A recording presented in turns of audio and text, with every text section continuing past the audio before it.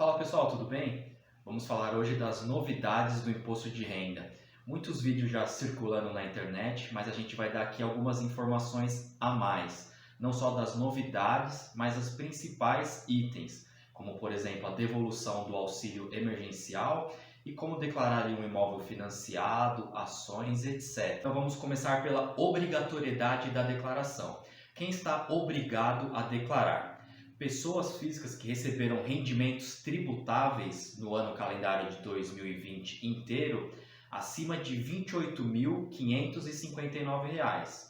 Então, assim, se você recebeu rendimentos tributáveis acima de R$ 28.559, você está obrigado a fazer a declaração do imposto de renda. Se você recebeu também rendimentos isentos ou não tributáveis acima de 40 mil, cuja soma foi superior a 40 mil, você também está obrigado a fazer a declaração. Agora, uma informação importante: se você operou em bolsa de valores, independente dos outros itens de rendimentos tributáveis ou isentos, se você operou em bolsa de valores, que seja, se você comprou uma única ação de R$1, de R$2, se você comprou uma única ação, independente dos outros critérios, você já está obrigado a entregar a declaração do imposto de renda à pessoa física. E também quem teve em qualquer mês ganho de capital na venda de bens. Então, por exemplo, se você vendeu um imóvel, você tem que apurar o seu ganho de capital e você, consequentemente, é obrigado a fazer a declaração do imposto de renda também. Uma outra situação ainda é referente à atividade rural.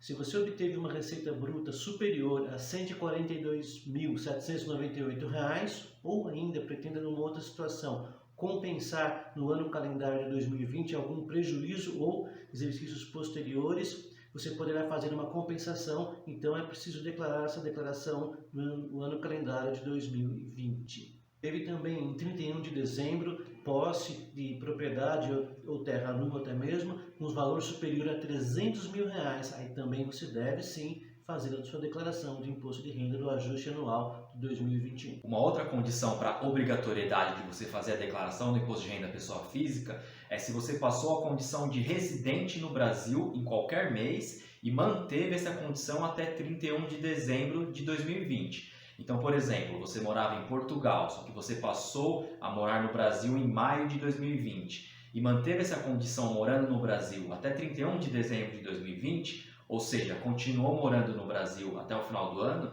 você também é obrigado a declarar o imposto de renda à pessoa física. Uma outra questão de obrigatoriedade ainda é, por exemplo, se você vendeu uma casa e você comprou até uma outra casa no prazo de 180 dias, então você ficou sem pagar o ganho de capital na venda da sua casa. Você vendeu a casa, só que em 180 dias você usou o dinheiro da casa que você vendeu para comprar uma outra casa. Então você não pagou o ganho de capital. Mas mesmo não pagando o ganho de capital, então você precisa declarar o imposto de renda à pessoa física, porque você optou pela isenção do ganho de capital, comprando outro imóvel no prazo até de 180 dias. Muito bem, agora uma questão polêmica: o abono emergencial. Eu devo declarar no imposto de renda que recebi o abono emergencial? Bom, vamos lá então. Quem recebeu o auxílio emergencial, desde que tenha recebido, além do auxílio emergencial, mais R$ 22.847 de outras fontes de renda, aí você precisa sim estar fazendo a declaração do imposto de renda. É obrigatório. Muito bem. Então, só para entender, não está incluso o valor do abono emergencial que você receber, e sim a soma dos R$ 22.847 à parte. Exatamente. O auxílio emergencial é uma coisa, agora os R$ 22.847 é outra situação. Então, juntando as duas coisas, os R$ 22.847 de rendimento tributável que você recebeu de outras fontes e mais o auxílio emergencial, se você recebeu, aí sim você é obrigatório sim a estar fazendo a declaração. Inclusive, se você ultrapassou rendimentos de outras fontes de R$ 22.847, você teria então que devolver esse auxílio emergencial que você recebeu. Então vamos lá, só para arrematar: se você recebeu somente o auxílio emergencial e não teve outras fontes de renda, ou teve outras fontes de renda, mas não chegou à renda total em 2020 até 22.847, você não precisa devolver o auxílio e não precisa declarar o imposto de renda. Frisando de novo, se você só teve o auxílio e teve a fonte de renda até menor do que R$ 22.847. Então, teve só auxílio e não teve outra fonte de renda, você não precisa declarar o imposto de renda e não precisa também devolver o auxílio, tá bom? Você só seria obrigatório a declarar o imposto de renda se você caísse nas outras situações que nós falamos anteriormente. Você também tem um imóvel acima de 300 mil e outras questões que falamos anteriormente que podem ser vistas no vídeo.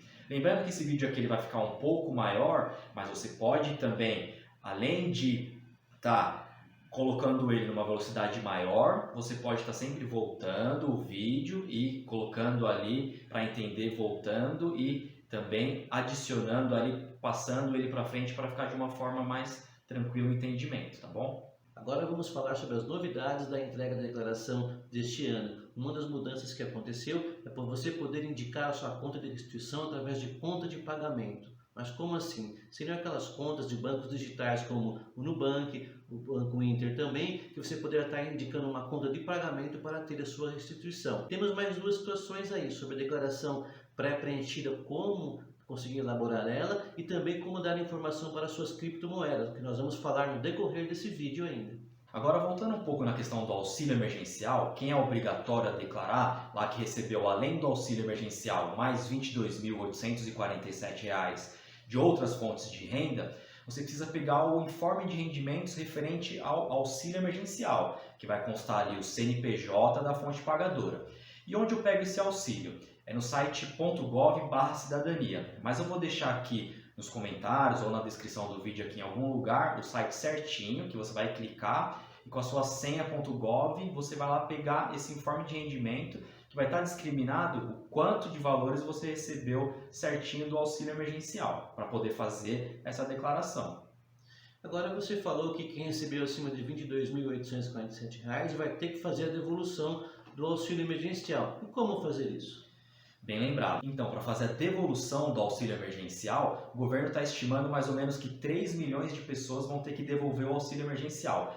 Vários milhões de pessoas receberam, mas 3 milhões vão ter que devolver pela estimativa do governo.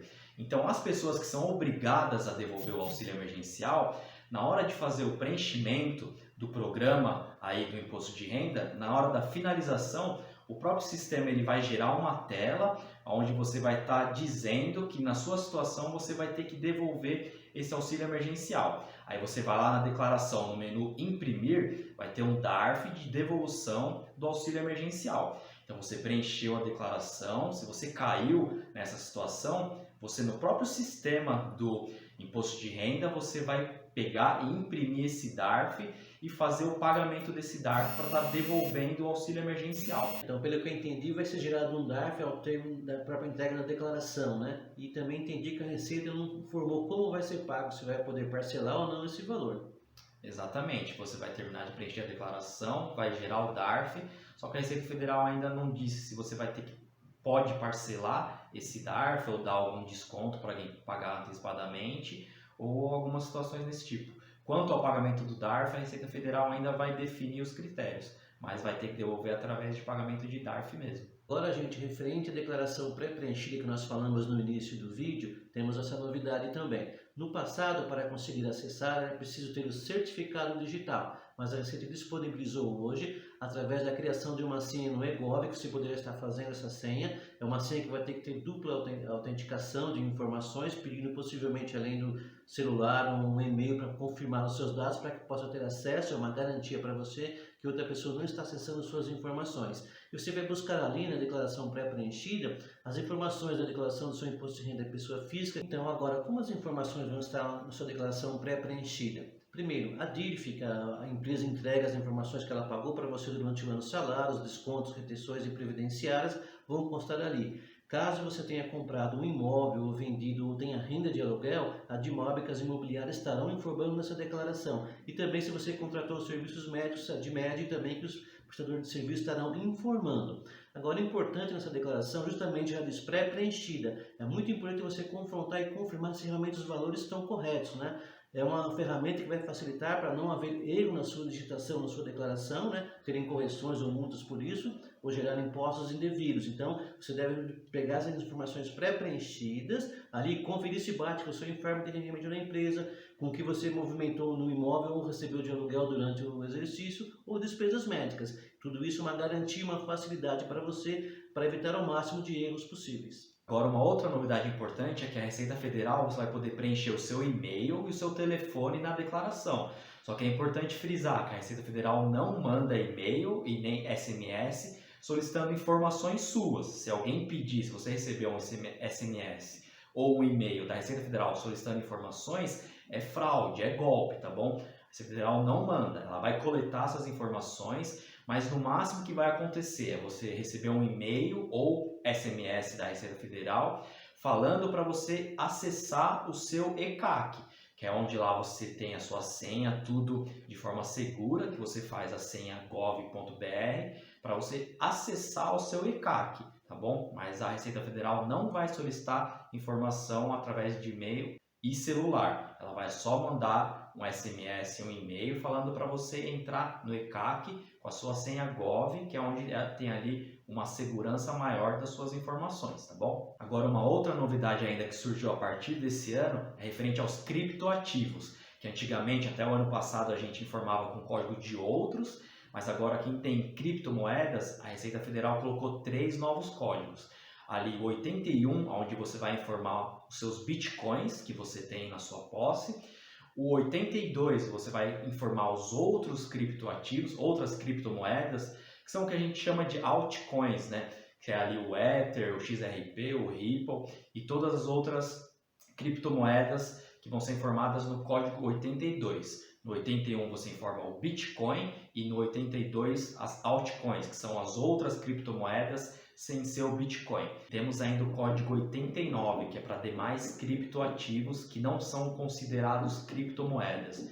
Geralmente ali os tokens de pagamento. Outra novidade para esse ano é referente ao Carnê-Leão. Não é mais preciso baixar o programa para fazer o seu preenchimento. Você pode ir direto ao site da Receita Federal, no ECAC, através da sua senha gov.br e fazer ali o seu próprio preenchimento. Eu vou estar falando ainda de como declarar imóveis e ações. Agora, uma coisa importante que é para os prazos de entrega da declaração. Ele é de 1º de março até 30 de abril. Mas o quanto antes você entregar a sua declaração, será melhor por causa dos lotes de restituição. São 5 lotes de restituição. O primeiro começa em 31 de maio e é sempre no último dia de cada mês. Então, primeiro, 31 de maio, depois vai vir 30 de junho, 31 de julho, 31 de agosto e 30 de setembro, o último lote de restituição do imposto de renda. Então, quanto antes você entregar a sua declaração, você vai ficar nesses primeiros lotes, que é o primeiro lote dia 31 de maio. Então, você vai entregar a sua declaração, já entrega o quanto antes, lógico, com as informações corretas, porque se você tiver que retificar a sua declaração, a partir do momento que você retifica, você vai cair nos últimos lotes. Então, entrega a sua declaração de maneira correta, o quanto antes, se você deseja ali estar recebendo a sua restituição nos primeiros lotes. Isso, e mais uma novidade também nesse ano, é que ao baixar o seu programa da declaração, você não precisa baixar o programa do arquivo Java como precisava até o ano passado. A sua declaração vai ser processada automaticamente porque está embutido no próprio arquivo o programa do Java. Isso é uma grande facilidade também para a entrega da declaração. Ou seja, o Java ele já está embutido ali no programa do imposto de renda na hora que você baixar, né? Isso mesmo. Agora, se você ficou com a gente aqui até o final do vídeo, eu vou falar como você declara imóveis e ações e investimentos. Por exemplo, imóveis, por mais que ele seja financiado, um exemplo, você compra um imóvel de 500 mil, um exemplo hipotético aqui, tá bom? Você dá uma entrada aqui, um exemplo de 100 mil, e você paga 12 parcelas desse imóvel em 2020. Então, na descrição, lá em Bens e Direitos, você vai declarar que você comprou um imóvel de 500 mil, você deu uma entrada, por exemplo, de 100 mil e o restante você vai pagar parcelado. Só que no valor do bem atualizado em 2000, você vai colocar só o valor que você já efetivamente já pagou. Então, seria os 100 mil da entrada e 12 parcelas ali, por exemplo, de R$2.000. Então, você vai pegar esse valor de 100 mil reais, 12 parcelas de 2 mil vai dar 24 mil reais. E no seu bens e direitos, apesar de você ter comprado uma casa de 500 mil, você vai informar isso só na descrição, mas no valor, em 31/12/2000, você vai colocar 100 mil da entrada e mais 24 mil que você pagou em 2020, totalizando o valor total, 124 mil reais da sua casa, que você tem até pago em 31/12/2020. Agora, as ações que você compra em bolsa de valores, por exemplo, você tem que declarar ela na ficha de bens e direitos. Então, se você comprou mais de uma vez ao longo do ano, você vai declarar ela pelo preço médio. Você comprou, um exemplo, 100 ações com valor. Depois daqui 6 meses você comprou mais 100 ações, só que ela já estava custando um outro valor. Então você soma os dois que você comprou, os dois valores totais, e divide pela quantidade que você tem em 31/12, que nesse nosso exemplo hipotético seria 200 ações. Então você vai encontrar o preço médio e você vai declarar ela na ficha de bens e direitos. Seria 200 ações ao preço médio tal, que vai dar o total ali das ações que você tem. E isso, consequentemente, para várias ações que você tiver, ou também fundos imobiliários, etc. Agora, para lançar os lucros apurados na venda das ações, se você vendeu até 20 mil reais em ações em um único mês, você é isento de imposto de renda, tá bom? Mas você tem que apurar o lucro que você teve nessa diferença entre o valor que você comprou e o valor da venda. Se for em vendas de até 20 mil no mês, você vai lançar ela lá em lucros apurados líquidos isentos, porque até 20 mil é isento. Agora, se você apurou um lucro em um mês que você vendeu mais do que 20 mil reais em ações, aí você tem que fazer a apuração do seu lucro e pagar 15% de imposto de renda sobre esse lucro, preenchendo um DARF ali no próprio mês que você vendeu as suas ações. Agora, já se você apurou no day trade não tem essa isenção de até 20 mil reais de vendas em um único mês. Independente do valor que você vendeu no mês referente a day trade, você já tem que fazer a apuração desse lucro, se você teve lucro, né? Entre o valor da compra que você comprou e vendeu no mesmo dia a ação, e pagar a alíquota no day trade é 20% que você vai pagar sobre o seu lucro através do DARF que você tem que apurar.